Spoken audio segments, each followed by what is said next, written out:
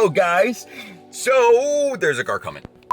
Dude, I don't know where that's coming from, honestly. I've been having a blast doing like a farewell tour and saying goodbye to LA and all of my friends in LA. And yesterday I went to see my friend Danny that works at Bentley, O'Gara Westlake. And Danny has always been a huge Bentley fan. And I had to take my car there, my Rolls Royce, so I can get some service done to the car. While I was there, Danny showed me the new Ghost, which, wow, my fucking God. And also, he loaned me a Bentley Flying Spur. And let me tell you guys, oh my God, it is the nicest surprise ever. I wasn't really planning on even making this video, but the car is so good, I want to talk to you about it.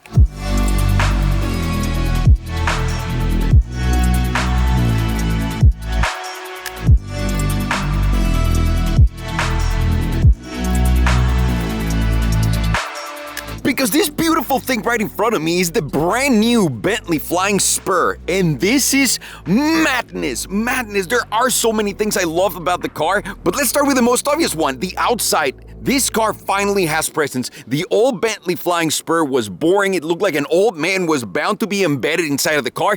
This is not that. And this has a lot of presence. And my favorite items are very simply, look at that grille. That grille made all of the difference in the world. Rolls-Royce really perfected their grille and their look in their cars. And that's something that gave them a lot of appeal and a lot of presence. Whenever they showed up somewhere, you were like, man, that dude's rolling hard. Bentley just did that with this grille.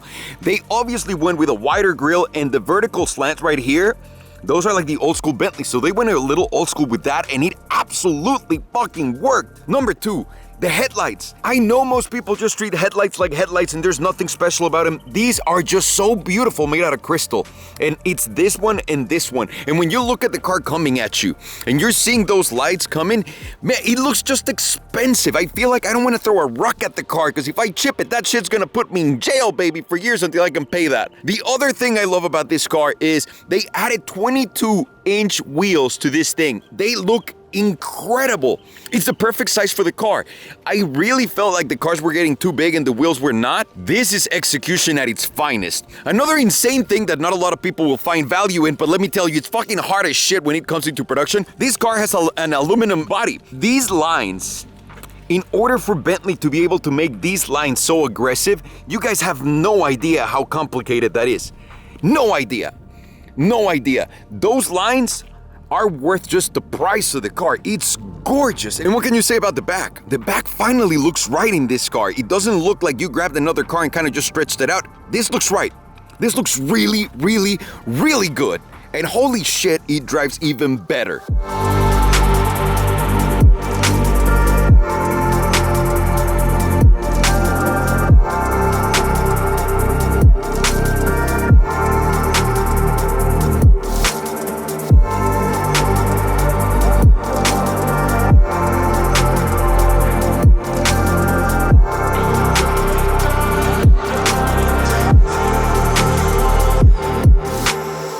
And for me to explain you this car, I think we all have to understand exactly what this car is. And if you go on Bentley's website, Bentley will tell you that this is a GT. This is a Grand Tourer made for the enjoyment of the driver and also if you're sitting on the back. So it's a great GT that you can enjoy just being driven on or also driving. That's what makes it so different from everything else. And now let me tell you a couple things that you might not know about Bentley. Number one, they're owned by VW Group. Volkswagen Group owns Bentley. So they share a lot of parts in common, a lot of platforms in common, and they share a lot of higher upper management decisions in common. And that is brilliant exactly for point number two. This car uses a platform called the MSB platform. It's sitting on that platform. That means that chassis is modular, that you can make it for different cars and apply it across your different brands. So the chassis that makes this car makes the Audi A8, so now it's an Audi, a Bentley.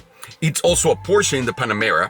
It's also another Bentley in the Bentley GT. So they're getting a lot of use out of each platform. So that means development cost for the company is going to go down considerably. If before the price was $1 billion, now you're spending $200 million instead. Or you're spending the billion across the board, you mitigate your risk and you get your money back by selling more units of everything. So this is a brilliant move by Volkswagen. I love it. And it's almost like now they're licensing, like Bentley licenses the platform and they put their interior and it's becoming more of a coach build thing because now the cars are so solid. This chassis is so good. It's so fucking impressive, which brings me to point number 3. Don't ever compare these to a Rolls.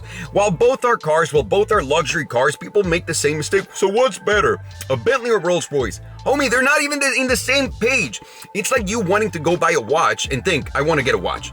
Some people are thinking, maybe I'm gonna go get a smartwatch like an Apple Watch. Some others will say, I'll go get a Gorilla because they're fucking dope as fuck and they sell them at Shop Swipe. It's the same product, but they're two very different products. Does that make sense? This car is not meant to compete with the Rolls Royce, and I'll show you exactly why. This car is meant to compete with the S63 AMG, for example, and until right now, and this is why I'm making this video, I always wanted something that was better than an S63 and I could justify paying for it. This, for the first time, it feels like it's right there. Like, it feels like the luxury, the everything makes sense for the price. And that is really fucking exciting.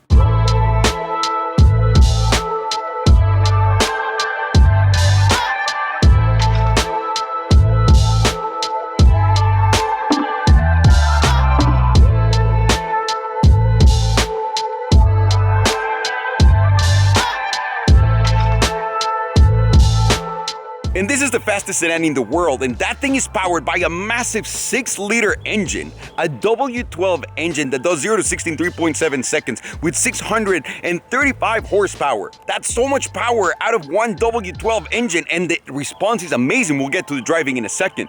But let me tell you this car hits a top speed of 207 miles an hour, and it does it on 6th gear. And it has a 7th and an 8th gear. You might be wondering, then why the fuck does that have that many other gears? Fuel efficiency. Fucking Germans, I'm sorry, British. And it's also worth mentioning, there's another version of this car with a V8 4.0 liter twin turbo engine, of course, 550 horsepower, pretty much like the standard out there. So you have options if you don't want to buy the big daddy. But come on, that W12. How many opportunities are you going to get at a W12?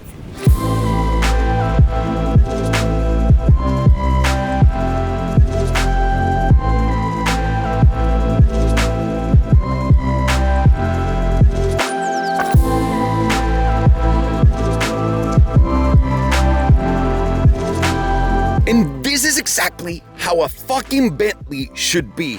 You guys, the combination of the leather, the seats, the infotainment system, the gauges, everything in this car is done incredibly well. Let me start by one, the quilting, and this is the Mulsanne edition, right? So you see the leather with these patterns right here? Man, it looks so rich, and let me tell you something. You get into a Bentley and it smells like proper fucking leather, like nothing you've ever smelled before. Now, let me get in the car and show you this. These textures are so gorgeous on the leather. I have no fucking idea how they do it. I have no idea how the fuck they do that. And what can I tell you about updating all of your center console from like what looked like the 1920s and combining all of these incredible materials that you see from the steering wheel, behind the steering wheel. Here, let me start the car so you guys can see a little bit more stuff. Then you have the screen that rotates and opens up. Oh my God, come on. And they change all of those, like, remember that the cars before had all of those circular AC vents everywhere? They changed them to these right here, and I think it's the most elegant thing they could have done in the world. You can put your phone right here and charge it, which by the way, it works. I can't say that about my Tesla, for example, with my case. And then you have a digital gauge, just like in the Rolls-Royce, but still respecting the old school look of the Bentley. So I love that because they do it like Rolls-Royce. And right underneath it, you get a virtual cockpit like the one you have in an Audi, for example. So you get the best of all worlds with all of the technology that you really need, with a screen that actually works, with navigation that actually works, with an updated look and feel everywhere. Everywhere you look, this car is delicious. From the window buttons all the way to how you open the door, steering wheel, unbelievable. I love the way the steering wheel feels. And this is my favorite area. It has a little of a Bugatti and a little bit of a Bentley still in here. And I love that Volkswagen can combine all these things and tell the world, fuck you, bitch, I'm rich.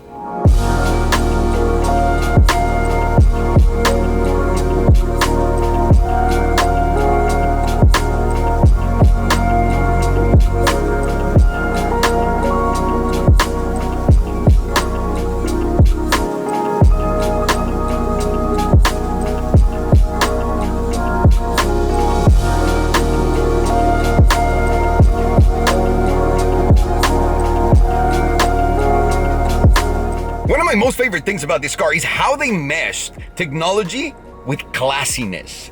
That's right. Classic looks with technology. They did a fantastic job putting those two together. It's incredible. And I'm gonna start with something that I already showed you. Right here, my digital dash.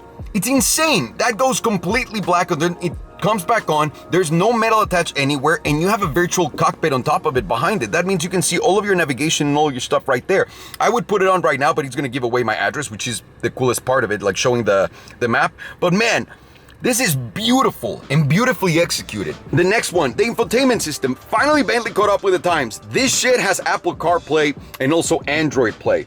I mean, it's phenomenal. And I know a lot of people might be wondering, dude, I thought that was like a standard thing in a Fiesta. Well, yeah, but not in Bentleys, not in Rolls Royces. This is new right now because these cars last so long on the market that when they come out, there's not even the technology available. So this is incredible. I'm sorry, guys. I'm geeking the fuck out. What about the way the screen folds, by the way? You can go from something so digital and brand new to something so classy with these beautiful dials that Bentley just added here. The execution in this car is unreal. It feels like it should be more expensive. Another thing that's kind of dumb, but I also love because, again, we didn't have it before, is right here. Come on, follow me. There's USB ports. So you're just gonna go and open there, and there's another one right here. So everyone can charge their phone and connect it to the system in a nice, simple way. Sorry, with the camera it's a little deceiving, but it's pretty easy and really nice that you can hide them. The other awesome thing is I can charge my phone. I just throw it in there, and it actually fucking works. What? In a Bentley?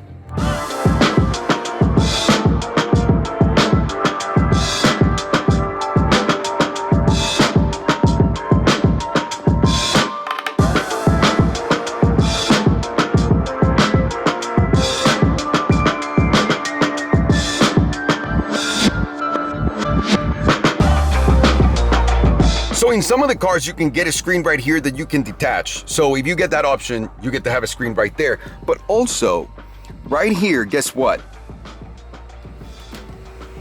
That's right, more technology. This is just like Bentayga style. You can grab here and just control pretty much anything you want on the car through this.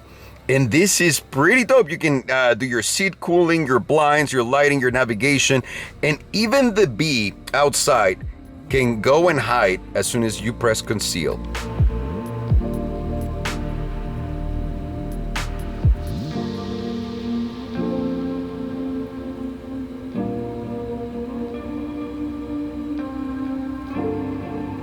I mean, come on, from a car that didn't even have like good navigation like not that long ago, this is pretty impressive. Another option that I love, but sadly we don't have it here, is the fridge. You can get an actual fridge right here, and also, so you can plug your phone right here on two sides. So it's loaded with technology. And again, just look at it.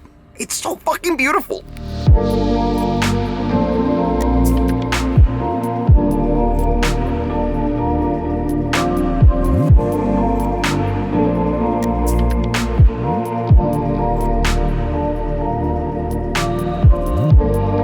And what can I tell you about the key? It's so beautifully and exquisitely done. It's not anymore the key of a Jetta.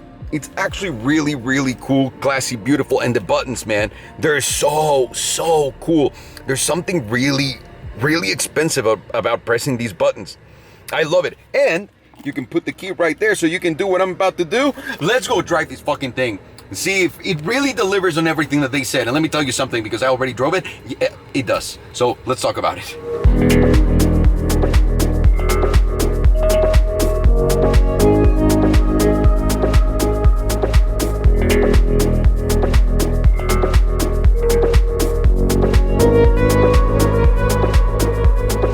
Every single time I get behind the wheel of a car, I want to make sure that I'm getting exactly what I'm looking for. And in here, it's kind of hard to comprehend that you're looking for a car that's really comfortable to drive, while at the same time it's engaging while driving, right?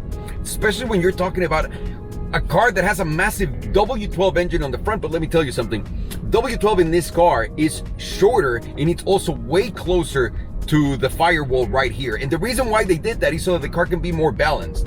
It also has rear wheel steering, which is a game changer in all brand new cars because it makes the mass of the car disappear. You change lanes, you switch lanes, and then the front wheels go one way, the opposite wheels go in the other, and it feels like someone's placing you like butter on top of the other lane. Now, the question that everybody has. Well, is it really good to drive? Is it really fast when you want it to be fast? Because it's supposed to be a driver's car. Number one, it has paddles. I love that I have paddles. Two, you feel like you have unlimited power at your disposal at any time. The suspension is brilliant. The car has different modes right here. You have sport, comfort, custom, and Bentley mode, which is somewhere in between comfort and sport. And the difference is huge. Every time you change something, you actually feel it. If you change it to sport, you feel how accelerating feels more twitchy. You feel your steering wheel getting like tighter and stronger, so there's more connection with the road. And then you feel the engine holding those revs, but without being annoying. And at the same time, you have paddles. You can change that and go into manual mode and drive the car. This is a really fuck you fast car. It goes from 0 to 60 in 3.7 seconds. I have it in sport mode. There's no launch control right here. Let's fucking go and show you. And while even though it's an all-wheel drive car, the rear wheels are the one throwing the most power, so it really is biased towards the rear wheels, and it makes it feel like a sports car. And it's so fucking good. Like, it's not normal how good this is. And the brakes are so gigantic. It's so quiet inside. It's fucking incredible.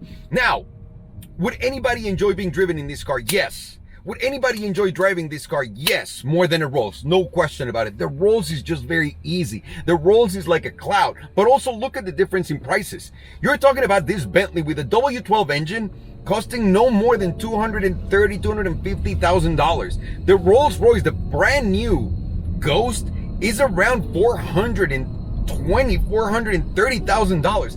That's a considerably huge price difference between the two cars. And again, you're not looking at one and buying the other, but let me tell you who took a bigger jab at the other. Bentley did with this car, and the reason why is it's quiet, it's incredibly comfortable, the materials are other fucking level, and it actually is fun to drive. They really punched it in all directions, in all senses. This car is phenomenal. I am blown away by this. I always wanted the Bentley to be good. It always felt like a fucking boat. This is right. This is heavy, but responsive. And the rear steer, I mean, it's so well balanced. Did Bentley deliver on their promise? 180 million %. The only thing that concerns me is that these cars might not depreciate like crazy. And then you're gonna have to buy them at that price, which is fucking insane. This is such a cool car, and you get all the creature comforts that you can possibly get in any other car. It really is a masterpiece. Danny, thank you so much for loaning me the car. Guys, thank you so much for watching. I hope this helped in any way, shape, or form if you guys are looking for a Bentley, or at least make you laugh if you're not, because who gives a shit at the end of the day. I love you, motherfuckers. I'll talk to you later.